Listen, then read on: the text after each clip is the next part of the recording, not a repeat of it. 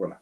Donc, nous discutions de cette fiche de poste, hein, puisque c'est la première chose qui vous est demandée à travailler dans le TD, présenter une fiche de poste. Il faut absolument connaître les différentes composantes de la fiche de poste. D'accord? Et je vais vous en présenter une pour vous montrer exactement comment ça se passe. Mais on voit qu'on a trois grands pôles, d'accord? Plutôt des éléments contextuels, où là, on va avoir des choses très basiques, hein, comme l'intitulé du poste, mais aussi les caractéristiques de l'emploi, les conditions d'exercice, le lieu de travail, peut-être un petit préambule sur la présentation de l'entreprise. Ensuite, on va avoir plutôt le contenu du poste, deuxième grande partie, d'accord, avec les missions propres qui vont être attribuées à la personne qui sera recrutée, et puis les activités qui vont être relatives à la mission. Et ensuite, dernière partie, un petit peu le profil du candidat, d'accord, que l'on va recruter. Et là, il faut savoir qu'il faut le déterminer en trois sous-parties. D'abord, le savoir, donc les compétences, les connaissances que doit avoir le salarié. Ensuite, le savoir-faire, qui est relatif là aux méthodes de travail et à l'application finalement des connaissances théoriques que le salarié peut avoir.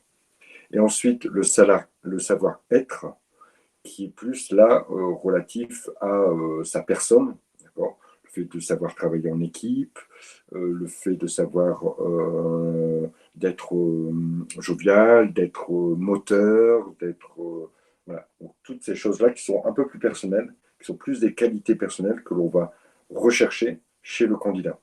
Et ça, cette fiche de poste, parce que je crois que dans le cours, il n'y a pas d'exemple, je vais vous proposer, je vais la mettre à travers, je vais le faire à travers un petit, comment ça s'appelle, un petit jam. Hein. Hop. Ça va vous montrer un petit peu. Hop. Tableau blanc, alors si vous n'arrivez pas à vous connecter, vous allez le voir à l'écran. Hein. Le jam, ne vous inquiétez pas, il n'y a pas trop, ça ne sera pas forcément hyper interactif, mais c'est surtout un outil de présentation pour moi.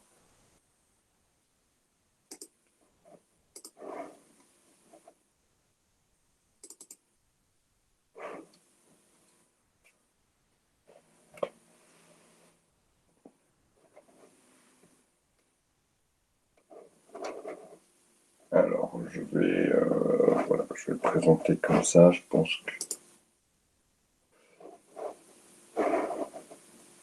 le jam, il est là. Ça marche. Je vais partager, présenter, fenêtre, notre jam. Ok, ça, c'est déjà une première chose que vous voyez à l'écran.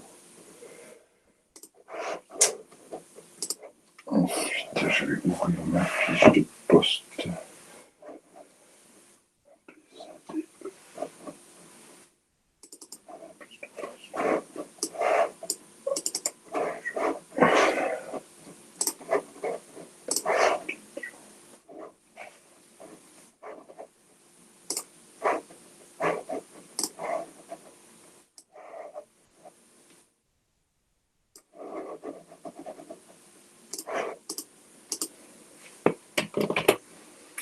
Alors voilà, c'est une fiche de poste qui a été créée par l'assistance publique des hôpitaux de Marseille pour, ici,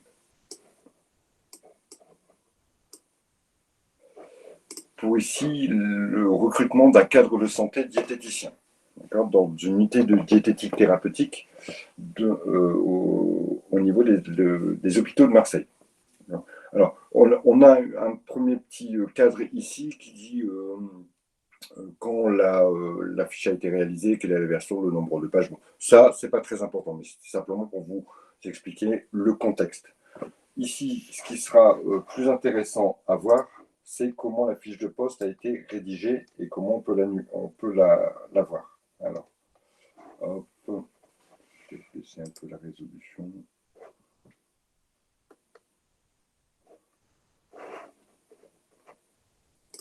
Ça comme ça.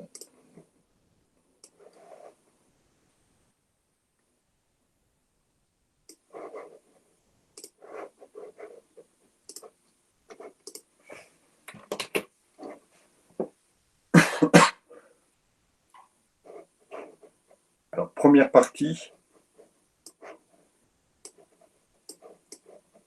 partie qu'on a ici. Donc, on a d'abord l'identification,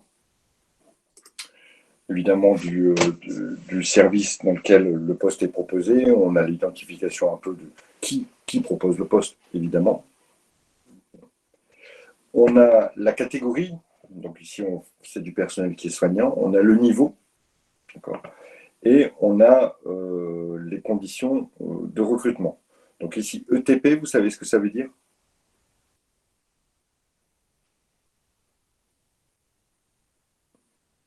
Non, ça veut dire équivalent. Oui, donc ça veut dire équivalent temps plein. D'accord. Donc ça veut dire que c'est un temps plein.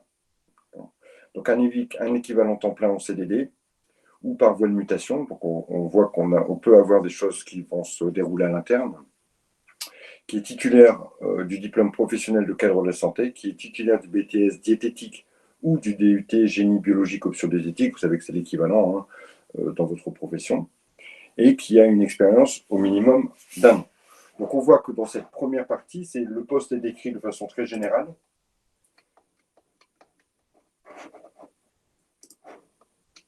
Je regarde.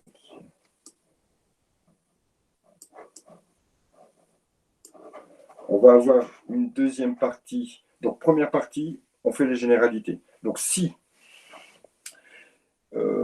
après, on l'appliquera à notre cas ici, mais donc dans une première partie, les généralités, le temps plein, le service dans lequel il va être affecté, sa catégorie,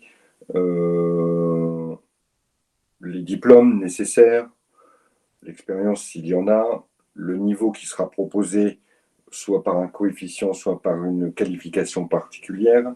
Si on voit que c'est un cadre de santé où le niveau sera proposé. Ensuite, dans la fiche de poste qui était présentée ici,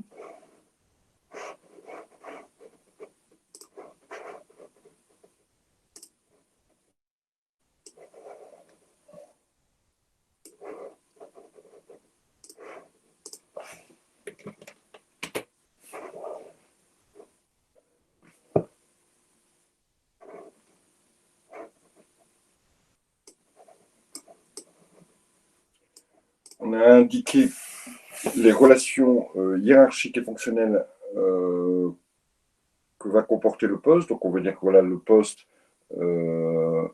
sa relation hiérarchique, il sera en liaison directe avec le cadre supérieur de santé responsable de l'unité, mais aussi avec la coordinatrice générale des soins, et il aura des relations de travail, là, des relations fonctionnelles, avec la direction du site, avec les médecins référents, avec les équipes médicales, avec le référent qualité nutritionnelle, avec l'ingénieur de la restauration, etc., etc., etc. Donc on explique un petit peu avec qui la personne va travailler.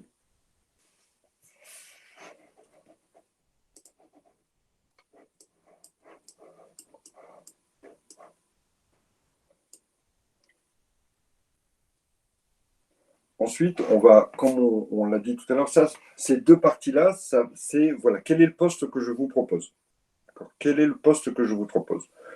Nous, on avait dit, alors ici, on voit qu'elles ont été scindées en deux parties, d'accord, mais nous, on pourrait le rassembler dans une seule partie. Donc, dans votre fiche de poste, quel est le poste que je propose? Deuxième partie, quelles vont être les missions de la personne? Qu'est-ce qu'elle va devoir faire? Qu'est-ce que j'attends d'elle pendant le poste? Quel est le boulot qui va lui être demandé pendant le travail? Alors, ici, pour notre annonce,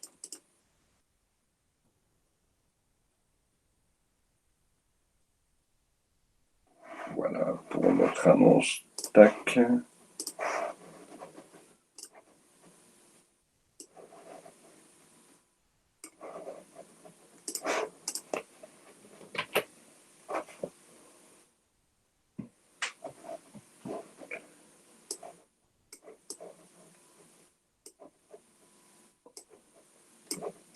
Voilà comment ça a été décliné. D'abord en mission principale.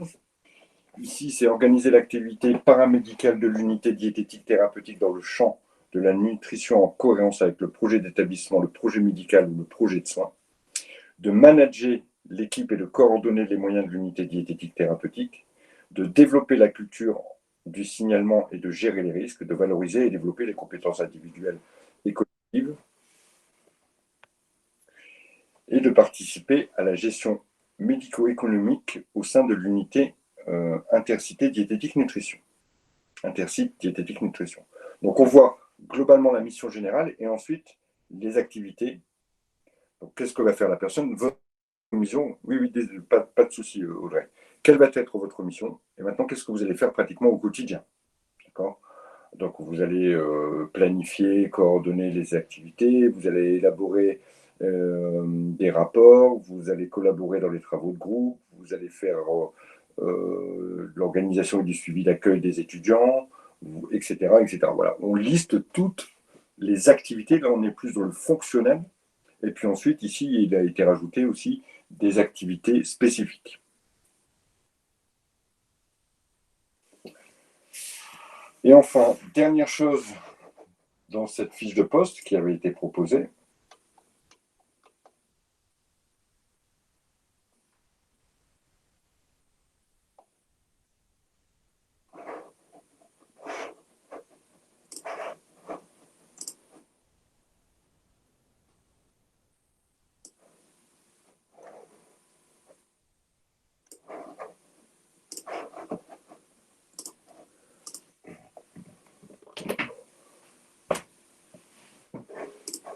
c'est comme je vous l'ai dit tout à l'heure,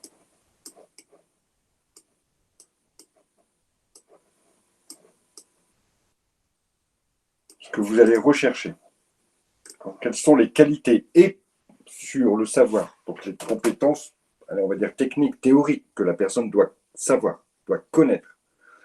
Et ensuite, comment elle sait les mettre en application. Et ensuite, des critères plutôt personnels, de qualité personnelle. Quelles sont les qualités que vous recherchez chez ici un candidat? On voit qu'on raisonne souvent en est-ce que c'est une compétence générale? Est-ce qu'il faut être détaillé ou est-ce qu'il faut vraiment être expert? Quel est le niveau de compétence que vous attendez? Ici, par exemple, si je prends la gestion administrative, économique et financière, on voit que voilà, on a un niveau de compétence qui est un peu moindre que approfondi. Alors que concernant la méthodologie d'analyse de situation, on a ici quelque chose de, il faut être super top. Voilà comment on raisonne, d'accord? Donc on marque toutes les compétences que doit connaître que doit avoir, les compétences professionnelles techniques que doit avoir le candidat. Et puis on raisonne en général, puisque voilà, je dois savoir grosso modo ce à quoi ça correspond. Est-ce que je dois avoir un peu plus de connaissances dans le domaine ou est-ce que je dois vraiment être un expert dans le domaine? On voit aussi maintenant sur les savoir-faire, il faut savoir analyser des données, il faut savoir arbitrer, décider dans un environnement donné, il faut savoir optimiser des budgets. Waouh! Donc on voit ici qu'on est dans une exigence moindre que le reste. Il faut savoir planifier, organiser répartir des charges de travail,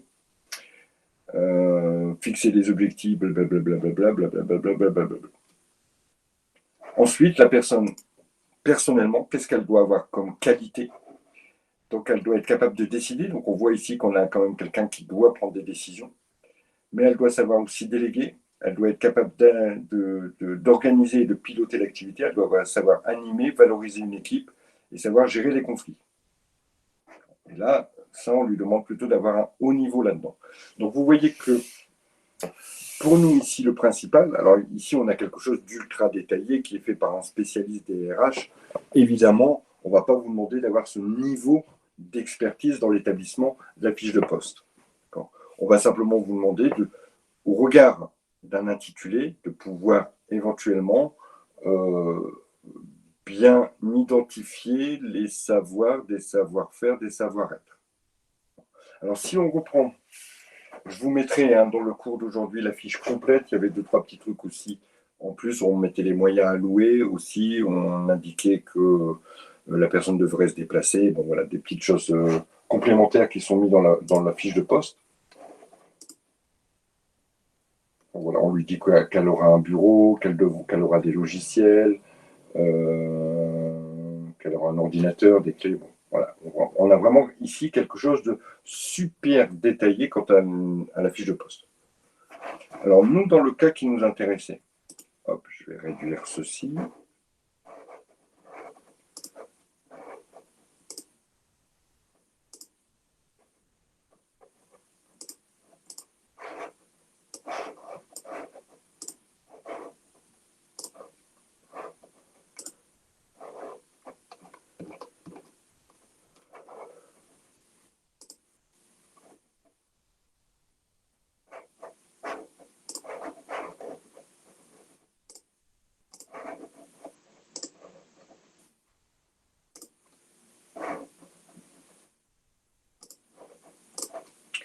Voilà.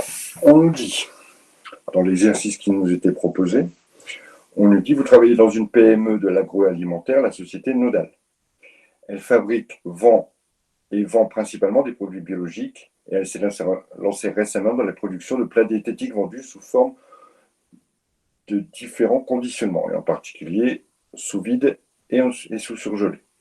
Souhaitant développer cette dernière production, il vous est demandé d'accomplir certaines tâches pour aider l'entreprise à réaliser ce projet. Pour mener à bien son projet de développement, l'entreprise souhaite recruter une diététicienne qui prendrait ses fonctions début 2005.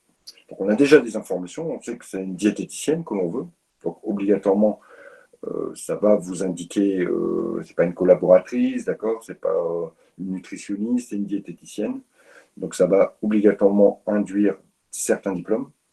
La personne recrutée devra participer à l'élaboration des nouveaux produits et assurer le suivi depuis leur conception jusqu'à la livraison. Elle devra en outre participer à leur promotion dans les salons de l'alimentation nationaux et internationaux, auxquels participe régulièrement l'entreprise, hésite entre un CDI et un contrat d'intérim. Elle a finalement opté pour un CDD de 3 mois, transformable en CDI si les deux parties sont d'accord. On voit ici que on est dans une activité nouvelle qui prend peut-être son essor pour arriver à justifier le CDD pour accroissement d'activité. Mais enfin bon, c'est peut-être pas forcément l'objet du CDD. Mais enfin, peu importe.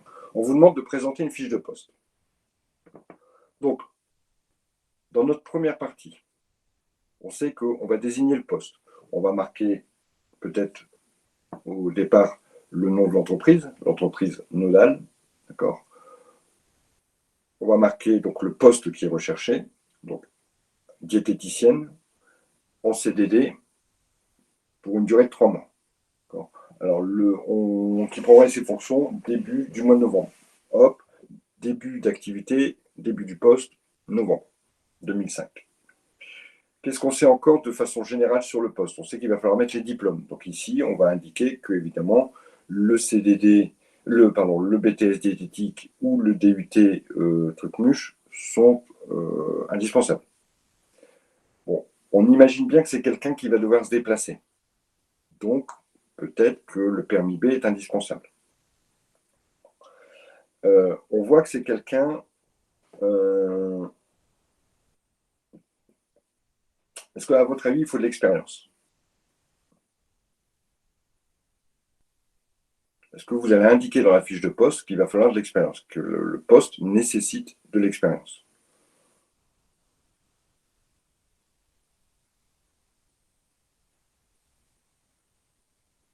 Alors là, clairement, on n'a pas forcément beaucoup d'informations, mais je vous conseille de les inventer, les informations que vous n'avez pas. D'accord? Et personne ne pourra vous reprocher d'avoir mis des choses supplémentaires pour donner du contenu à votre fiche de poste. Donc on pourrait dire que, par exemple, une expérience de 3 mois dans un poste similaire et serait recommandée. D'accord? Serait un plus. Okay.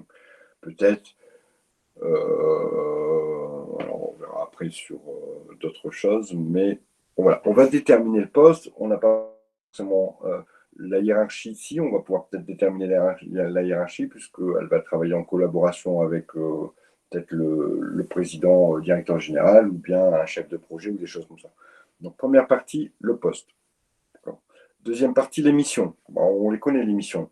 Elle devra participer à l'élaboration des produits, assurer le suivi de leur conception et participer à la promotion durant les salons. Boum, voilà, on a les missions de ce qu'elle va devoir faire.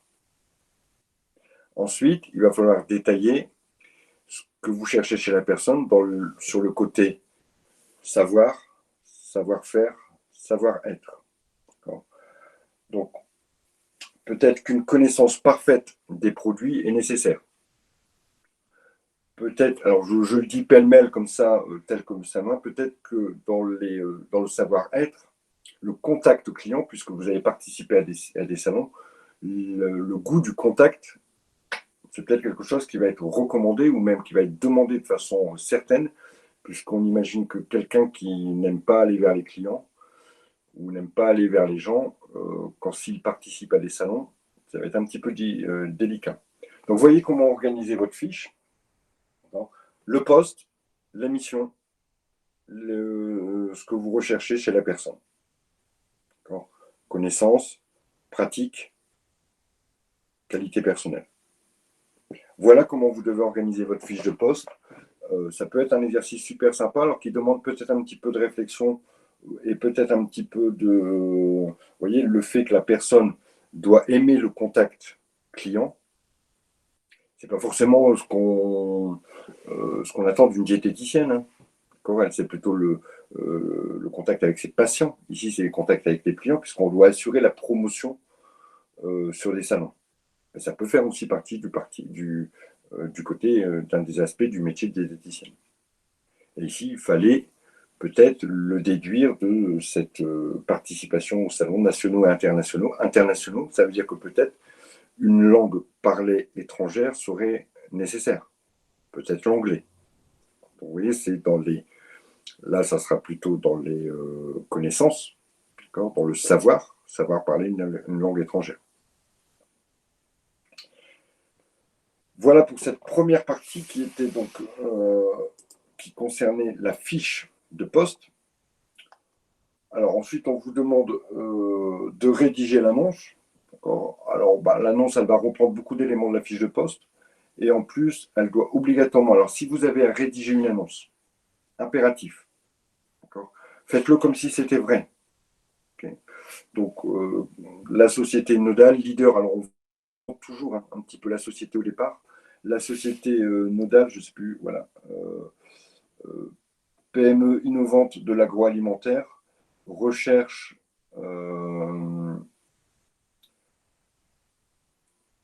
pour le développement d'une nouvelle production de plats diététiques, une diététicienne. Voilà, bon, on a donné le poste, on a identifié l'entreprise qui recherche, parce que c'est important, identifier l'entreprise qui recherche, donner le poste, donner les conditions du poste, CDD, 3 mois, les éléments salariaux, les éléments autres tels que, par exemple, la voiture, le téléphone, l'ordinateur, enfin tout ce que vous voulez, les éléments attractifs aussi. Comment va être rétribuée la personne. Bon, ici, on n'a pas forcément tous les éléments, mais c'est pas grave. Hein. Et ensuite, on va dire ce qu'on recherche chez la personne, donc les diplômes, obligatoirement. Les plus, si parler anglais, avoir une voiture. Et ensuite, les missions qui seront données, un petit peu comme on avait mis dans la fiche de poste, mais sans avoir à détailler le tout. Sous forme, en tout cas, de savoir, savoir-faire et savoir-être. Important. Important. À la fin de l'annonce, même s'il faut que vous l'inventiez, vous marquez les conditions de réponse. Envoyez votre CV à l'adresse, puis vous mettez une adresse mail bidon. D'accord? CV plus lettre de motivation doivent être envoyés. Vous devez indiquer bien sûr aussi que le poste est à pourvoir à partir de novembre 2005. Il est important de bien connaître tous les éléments parce que généralement, dans un cas comme celui-ci, ce qui est fait par le correcteur, c'est qu'il a un demi-point par même, on s'en fout à la limite que vous ayez marqué 3 000 € de salaire, mais ça doit être indiqué dans l'annonce. Donc il faut les éléments d'identification de l'entreprise qui recherche, le poste, les exigences en termes de diplôme, les éléments du contrat, c'est-à-dire le CDD, le CDI, la période, le début, la rémunération et la mission. Et surtout, ne pas oublier les éléments de réponse à l'annonce. Si cette annonce vous intéresse, vous envoyez votre curriculum vitae ainsi qu'une lettre de motivation au mail suivant nodal@gmail.com. Voilà. Bon, il faut absolument que cette dernière partie-là, où envoyer la réponse, soit indiquée, parce que sinon, votre annonce, elle est bidon. Ça ne marche pas, peut pas marcher si je ne sais pas où il faut écrire pour postuler.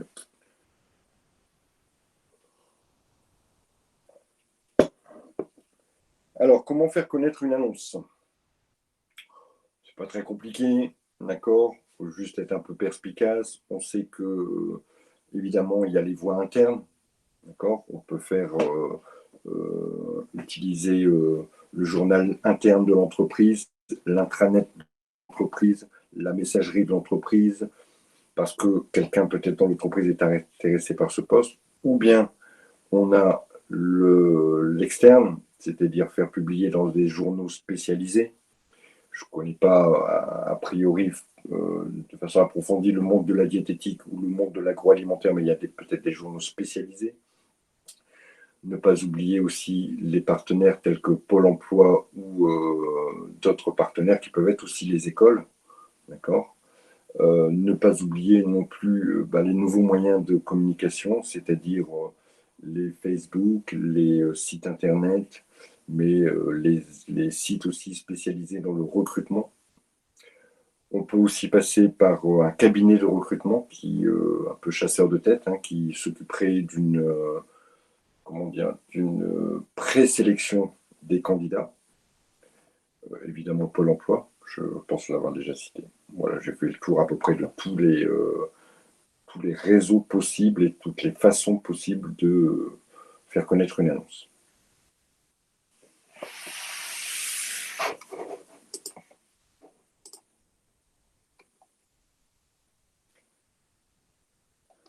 Alors, voyons maintenant. Monsieur Levasseur vient de publier une annonce de recrutement qui inclut les caractères suivants. Donc, célibataire, titulaire d'un BTS, OL, donc optique, lunetterie, monteur-vendeur, homme, expérience acquise, nationalité française, permis B, bouddhiste, connaissance de Word, moins de 30 ans. L'annonce de Monsieur Levasseur est-elle légale? Alors, évidemment qu'elle est complètement illégale, cette annonce. D'accord. Euh, le,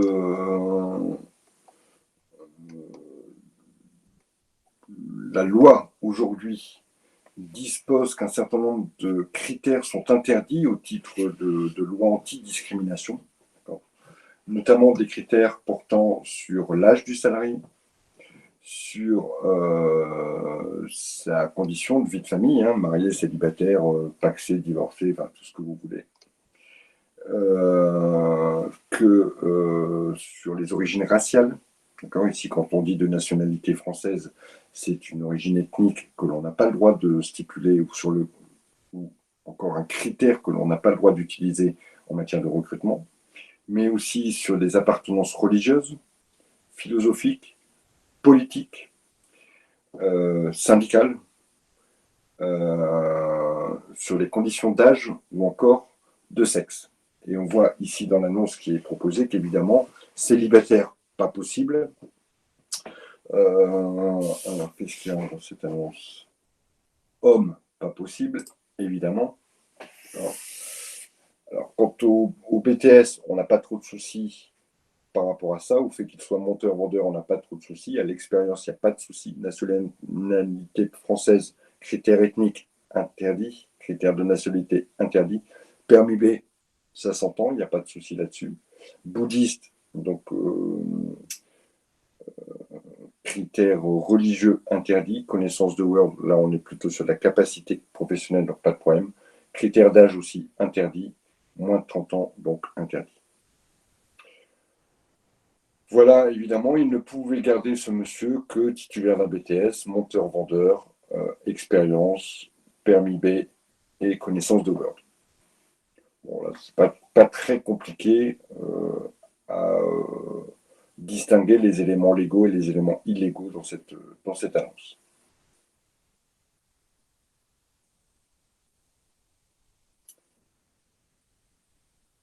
Alors, un opticien reprochant à sa salariée d'avoir dissimulé lors de son entretien d'embauche sa situation de famille, la licencie, estimant qu'il est dans son bon droit de disposer en permanence des personnes dont il a besoin dans son magasin.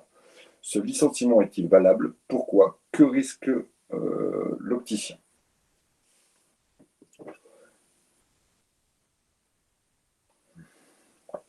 Alors finalement, ce qu'il lui reproche, c'est qu'au moment du recrutement, elle ne lui est pas fait part de sa situation de famille. Alors peut-être évidemment que le licenciement est non valable, hein, mais ce qu'il nous faut ici, et je vous rappelle, hein, alors effectivement on fait du RH, mais il faut un fondement, il faut une base juridique à chaque fois que vous allez répondre quelque chose. Vous ne pouvez pas, parce que vous n'obtiendrez pas de points. Juste allumer la lumière.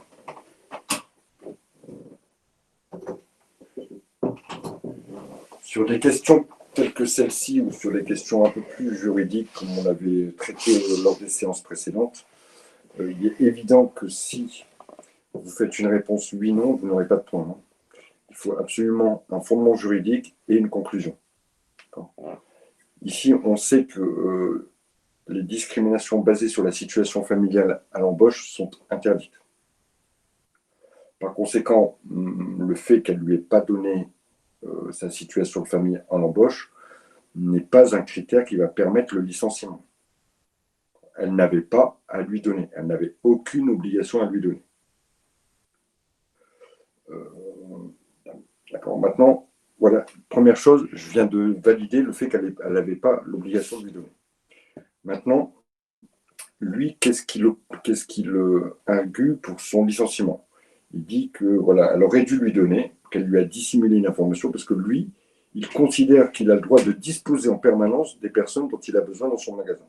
Il faudra expliquer à ce monsieur que le temps de l'esclavage est terminé, qu'il ne peut pas disposer à bon droit, puisqu'il y a des horaires de travail établis, que ces horaires peuvent être modifiés, mais que le salarié doit être au courant avant, de façon à s'organiser, que par conséquent, le salarié il est à disposition de l'employeur pendant les horaires de travail, mais il ne peut pas être à disposition de façon permanente. Donc, ça ne constitue pas un motif valable de licenciement.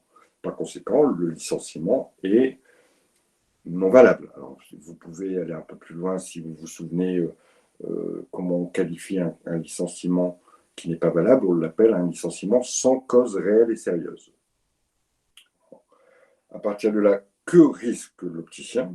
Il risque évidemment une procédure contentieuse, c'est-à-dire que le salarié mécontent de son licenciement peut saisir le tribunal des prud'hommes, qui ici est compétent en matière de licenciement, que le tribunal de prud'hommes a la possibilité d'examiner les conditions du licenciement, tant au niveau de la procédure que des motifs invoqués, que le motif invoqué par l'employeur ne peut justifier un licenciement. Par conséquent, le tribunal risque de condamner l'opticien à verser des dommages et intérêts à la personne qui a été licenciée. Et peut, dans certaines, ça dépend des demandes de la personne, hein, parce que le tribunal va répondre uniquement sur les demandes. Je vous rappelle que le tribunal n'est saisi que des demandes qui lui sont transmises. C'est-à-dire que si moi j'attaque, si cette dame, elle saisit le tribunal en demandant des dommages et intérêts pour un licenciement abusif, elle obtiendra des dommages et intérêts. Si elle demande sa réintégration dans l'entreprise, elle obtiendra sa réintégration. Donc le tribunal dit oui, vous avez le droit à ce que vous avez demandé parce que c'est justifié, ou non, vous n'avez pas le droit. Mais dans tous les cas, je ne pourrais pas vous octroyer quelque chose que vous n'avez pas demandé. Si vous demandez votre réintégration, je ne peux pas vous allouer des dommages et intérêts. Si vous demandez des dommages et intérêts, le tribunal est obligé de répondre simplement à la demande qui lui est faite. Et ça, en toute matière.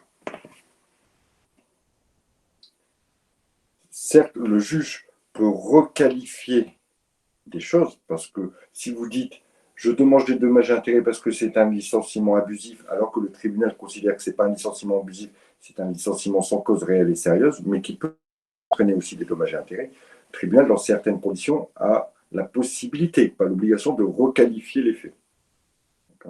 Pour aboutir à votre demande, toujours. Mais dans tous les cas, il n'est saisi que des demandes.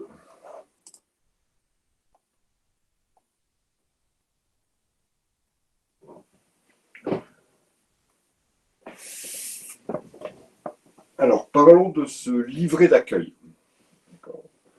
Le livret d'accueil en entreprise. Alors, qu'est-ce que c'est que cette petite chose? Aujourd'hui, l'objectif de cette séance, c'était de voir un peu les conditions de recrutement, mais de voir aussi après le recrutement, une fois que le recrutement est terminé, donc il y a la phase d'élaboration de la fiche de poste, qu'est-ce qu'on recherche? Bon, on a élaboré la personne idéale, bon, on va diffuser une annonce, on diffuse l'annonce, on va recevoir donc dans la diffusion de l'annonce, attention aux critères discriminants. On va recevoir une candidate lors de l'entretien. On a vu voilà, qu'on ne pouvait pas faire n'importe quoi lors de l'entretien. On ne peut pas nous demander n'importe quoi et, euh, et par là notamment des données que l'employé n'a pas à fournir.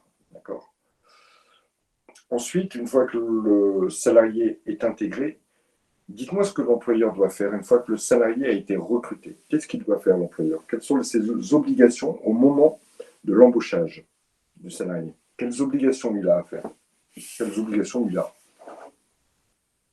Alors, de l'intégrer, ok, ça va être un peu notre sujet là, mais il a aussi d'autres obligations, ok, il a l'obligation, lui, de veiller à sa bonne intégration. De l'informer sur le fonctionnement de l'entreprise, ça c'est toujours repris de le former, ok, alors ça c'est toujours au moment de l'intégration, mais il y a quand même des petites formalités à faire au moment où vous embauchez quelqu'un.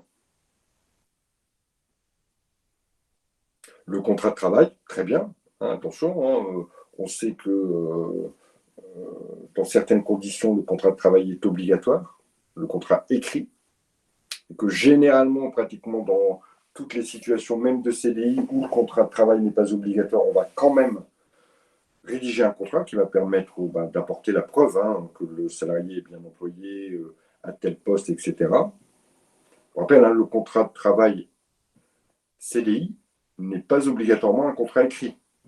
Ce n'est pas une obligation. Alors, évidemment, dans la pratique, dans 99% des cas, il y aura toujours un contrat écrit.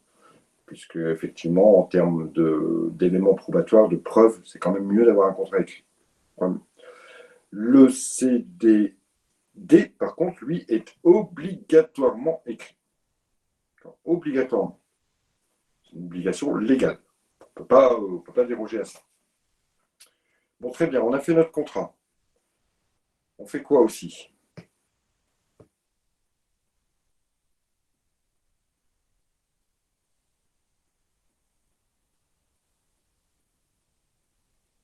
Alors, l'employeur a l'obligation de déclarer le salarié auprès de l'URSSAF. Attention, c'est super important. Ne l'oubliez pas. Donc, il va remplir ce qu'on appelle une déclaration préalable à l'embauche, une DPAE, qu'il va transmettre à l'URSSAF, qui va déclarer officiellement que le salarié a été embauché par l'entreprise. C'est quelque chose de relativement simple. Ce n'est pas des éléments de rémunération, c'est simplement pour dire j'ai un nouveau salarié. Il s'appelle M. Tartampion, il habite là, voici son numéro de sécurité sociale. Il a commencé tel jour, il est en CDI, il est en CDD. Voilà. L'administration sociale, l'URSSAF, est au courant, inscrit dans ses registres l'embauche de votre salarié. À partir de là, il sera considéré comme votre salarié. Et là, d'un point de vue purement administratif, le contrat, lui, va gérer les relations entre l'employeur et le salarié. Je dirais que c'est plutôt de nature conventionnelle. Alors que le fait de l'inscrire auprès de l'URSSAF, là, c'est une obligation et qui va officialiser son statut de salarié. Pourquoi c'est important? Pourquoi c'est même ultra important? Tout simplement parce que la DPAE est, quand elle fait défaut, un élément de preuve en termes de travail au noir. Je vous explique. Imaginons que j'ai embauché Mathilde comme secrétaire et que je lui fais un contrat, pas de souci. Au bout du premier mois, je lui verse son salaire, pas de souci. Mais je n'ai pas fait les démarches auprès de l'URSSAF. Donc rempli et renvoyé ce document qui s'appelle les DPAE, qui aujourd'hui se fait sur Internet, la déclaration préalable à l'embauche, que je ne l'ai pas rempli, que je ne l'ai pas donc envoyé auprès de l'URSSAF. Aujourd'hui, je suis considéré comme avoir employé Mathilde au noir, au black. Et je vous rappelle que l'emploi de salariés sans les avoir déclarés, pas bien, non, pas bien, pas bien, parce que les sanctions sont importantes, peuvent entraîner une peine de prison et de l'amende. Alors, de mémoire, je crois que c'est de 3 ans de prison 375 000 euros d'amende. Et ces peines sont doublées si jamais, par exemple, je profite un peu de la personne, notamment dans le cadre d'enfants, de mineurs, ou de personnes qui n'ont pas de papier, d'accord, de sans-papiers. Ces peines vont donc de 6 ans et 750 000 euros d'amende. Donc on voit que c'est important. Je vous écoute, Mathilde. Moi, je voulais savoir si du coup le nouvel employé, il risque pas quelque chose aussi si lui-même derrière n'a pas insisté pour savoir si les démarches ont été réalisées. Oui, et je vais vous dire non, clairement non, parce que c'est une obligation de l'employeur et que vous n'avez pas le pouvoir de contrôler votre employeur. Oui. D'accord. Alors, effectivement, l'employeur, vous pouvez toujours lui signaler, mais ça ne changera strictement rien. Et de toute façon, rien ne pourra vous être reproché. D'accord. Mm. Puisque c'est l'employeur qui a cette obligation de déclaration et qui ne l'a pas faite. Alors, en général, l'employeur, il a l'obligation de déclarer et de remettre aussi au salarié un petit bordereau qui lui dit, ben voilà, vous êtes bien déclaré auprès de l'URSSAF. J'ai satisfait à toutes mes obligations. Mais 90% des employeurs ne remettent pas ce bordereau, d'abord, parce qu'ils le font et puis ils se disent, ben, j'ai fait le boulot, hein, je ne vais pas apporter la preuve au salarié. Et de toute façon, ce n'est pas pénalisable de ne pas avoir apporté la preuve, par contre, c'est pénalisable de ne pas l'avoir fait. Et pourtant, je vous ai payé. Mais sauf que c'est du black. Et vous ne le savez pas, parce que je peux même vous donner une fiche de paye. Si moi, de l'autre côté, je ne vous ai pas déclaré et que je n'ai pas payé les cotisations, vous ne le savez pas. Vous ne le savez pas. Et pour l'avoir vécu dans des entreprises, c'était. Alors, a priori, l'employeur m'a dit que ce n'était pas volontaire. D'accord. Mais un jour, dans le bâtiment, parce que c'est beaucoup malheureusement dans le bâtiment, il y a une inspection enfin, il y a une descente de l'inspection du travail qui interroge les salariés, puisqu'ils ont tous les droits. En matière de recherche de travail dissimulé, c'est ce qu'on appelle le black, en matière de recherche de travail dissimulé, l'inspection du travail a le droit d'interroger les salariés, de venir vous demander votre comptabilité. Enfin, voilà, ils ont quand même des droits relativement étendus. S'adresse aux salariés, bonjour, bah oui, notre employeur, machin, vous avez votre carte professionnelle, bah non, on n'a pas notre carte professionnelle, bon, vous avez un contrat, quelque chose, bah oui, on a un contrat de travail, vous êtes payé, bah oui, on est payé, on a des fiches de paye, tout, tralala, ok, bon, bah, très bien, on va voir l'employeur. Parce qu'évidemment, on prend l'identité des personnes, puis on s'aperçoit qu'elles ne sont pas enregistrées auprès de l'URSSAF, puis l'employeur avait oublié, enfin, la secrétaire avait oublié sur charge de travail, les salariés, ça faisait 4 mois qu'ils bossaient, et alors qu'ils n'étaient pas déclarés. Bon. Ils avaient un contrat, hein, pas de problème. Ils avaient même des fiches de paye qui étaient réalisées par le service paye de l'entreprise, mais ça faisait 3 mois qu'ils n'étaient pas déclarés. Et bien, c'est police, c'est gendarmerie, c'est procureur. Donc, ça peut aller très, très loin. Alors, en l'espèce, quand je vous dis, voilà, c'est 3 ans de prison, 3 ans, évidemment que cette peine est rarement prononcée pour des petites choses. Mais quand c'est quelque chose de bien organisé et de répété, etc., les peines peuvent être relativement lourdes. Donc, notre employeur, on a dit, hein, l'obligation, dans certains cas, de faire signer un contrat de travail, de déclarer le salarié auprès des services de l'URSSAF via la déclaration préalable à l'embauche, la DPAE. Il a encore une obligation en matière de santé.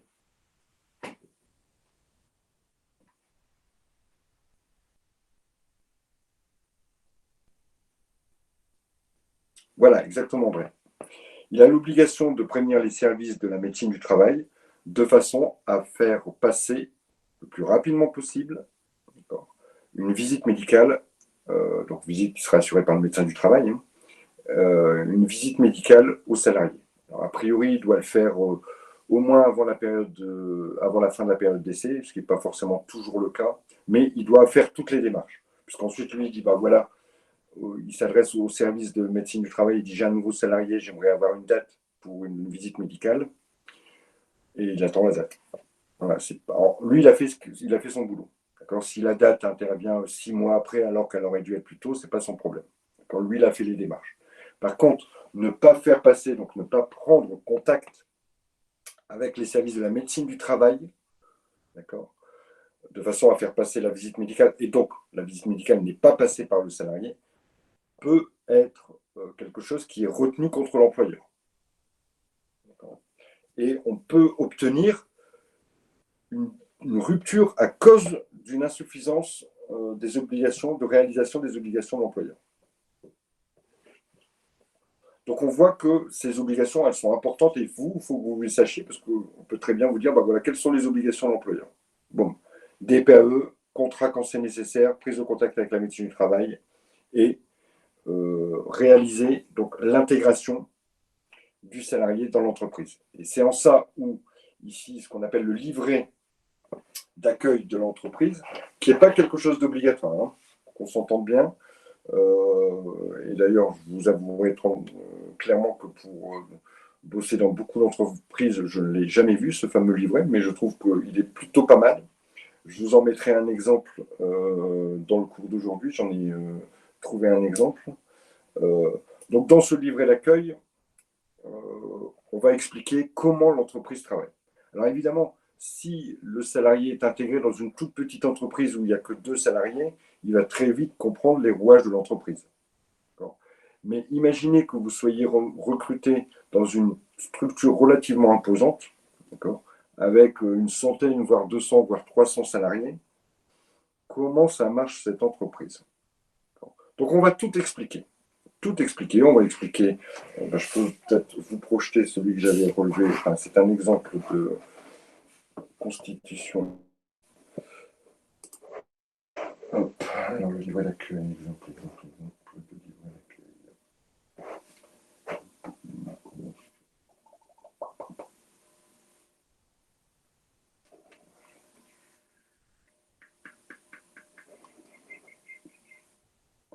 Modèle de livret d'accueil.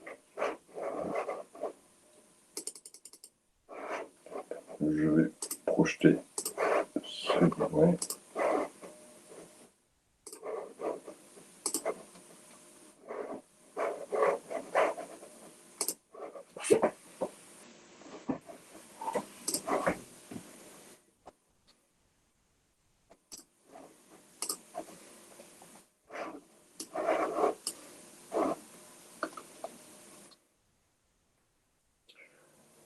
Voilà, alors évidemment, ça n'a rien à voir avec votre métier ici, c'est dans la métallurgie, d'accord?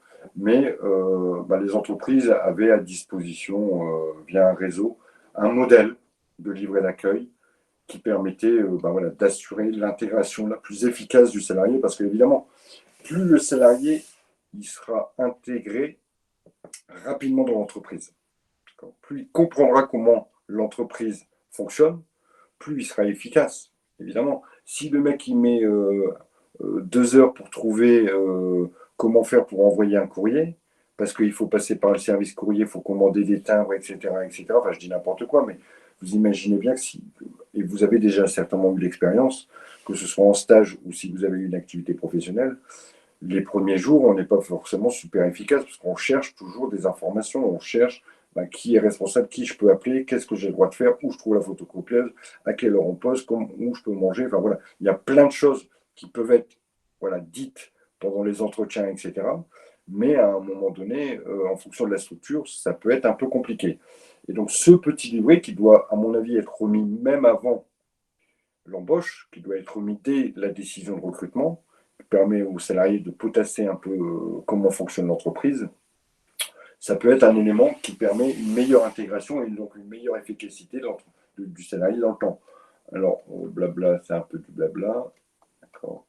Voilà un petit peu les thèmes qui sont mis. Voilà. Bon, voilà un petit mot d'accueil du dirigeant, la présentation de l'entreprise. C'est peut-être bien de savoir pour qui je bosse. Hein. L'organisation, le règlement intérieur, la convention collective, les horaires de travail, les congés, le transport, etc. Bon, on aborde tous les thèmes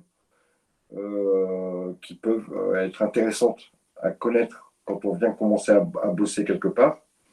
Je ne sais pas, j'avais vu par exemple organisation. Voilà, on a un petit organigramme ici qui me dit voilà, qui est responsable administratif, qui est au bureau d'études. Évidemment, là, ce ne sont que des exemples, hein, d'accord. Mais on permet de voir aussi le règlement intérieur de la boîte, les horaires, les absences. Comment je fais pour demander un congé? Est-ce qu'il y a un document particulier à remplir, etc. Donc tous ces éléments qui souvent font perdre du temps au salarié qui est nouvellement nommé dans une société, et donc obligatoirement il est moins efficace puisqu'il recherche de l'information alors que beaucoup de ces informations peuvent être contenues dans ce livret d'accueil. la mise en place d'un outil tel que celui-ci peut être relativement sympa. Une fois qu'il est fait, voilà, il peut être distribué à tous les salariés qui rentrent dans la société. Alors effectivement, sa constitution peut être un peu délicate au départ, d'accord, parce que c'est quand même ici, voilà, on a un document qui fait une vingtaine de pages, je pense. Voilà, on a une proposition de document qui fait 13 pages, mais voilà, bon, après, ce n'est que des exemples. Et en termes de thèmes abordés, pareil, ce ne sont que des exemples. Mais ça peut être vraiment un élément, une arme efficace pour l'intégration d'une nouvelle personne. Et puis la nouvelle personne, elle se sent considérée une fois qu'elle reçoit son livret, qu'elle a lu son livret. Elle se dit, ah bah ouais, je connais déjà. Voilà, je rentre plus facilement dans le boulot. On me considère, au même titre qu'on pourra avoir aussi un livret d'accueil. Alors, je ne sais pas si vous l'avez déjà eu quand vous avez fait vos stages, puisque vous avez déjà maintenant quelques stages à votre actif. Mais moi, je trouverais ça plutôt pertinent d'avoir un livret d'accueil du stagiaire qui lui explique le mode de fonctionnement de l'entreprise dans laquelle il va faire un stage. Puisque le stagiaire, voilà, il va être partie intégrante de l'entreprise. Alors, même si de temps en temps, on ne le considère pas comme un salarié, ce qui est normal, mais il fait partie intégrante de l'entreprise et il a certainement beaucoup de questions quant au fonctionnement de l'entreprise, questions auxquelles il pourrait trouver un certain nombre de réponses dans ce type d'outils. Voilà, je veux juste faire un résumé sur les choses qui sont indispensables. Les choses qui sont indispensables. Savoir faire une fiche de poste, savoir faire rédiger une annonce, connaître les canaux de diffusion de l'annonce, connaître les modes de recrutement, interne, externe, cabinet de chasseurs de tête, etc. Et connaître les obligations de l'employeur au moment de l'embauche. Ça, ces 5 points-là, vous devez les connaître par cœur. Le livret d'accueil, c'est juste pour vous faire travailler un peu sur la problématique de l'intégration. D'accord? Il n'y a pas grand-chose à savoir là-dessus. Okay. À la limite, si on vous dit comment vous envisageriez l'intégration de ce nouveau salarié, vous pouvez vanter les mérites du livret d'accueil. Tout à fait envisageable. Encore une fois, je rappelle que ce n'est pas une obligation.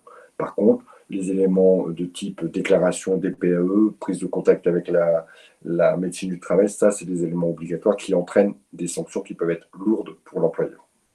Y a-t-il des questions relatives à ce chapitre?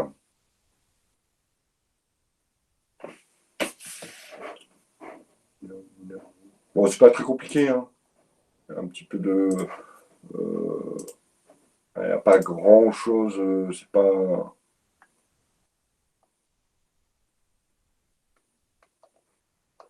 Alors, on continuera, hein, puisqu'on est dans nos chapitres GRH, alors, on continuera sur la partie voilà, de gestion des compétences. Dès demain, on va faire toute la partie GRH là, sur les 15 jours qu'il nous reste à passer ensemble avant que vous partiez en stage, je crois. Et puis, ça clôturera notre programme. Après, on ne fera que des points de révision sur ce que vous voulez. Ça marche? Écoutez, si vous n'avez pas de questions, je vais vous dire à demain. Et puis, à demain ou à mercredi, je ne sais plus. Et puis, je vous souhaite une bonne soirée. Allez, à mercredi. Ciao tout le monde.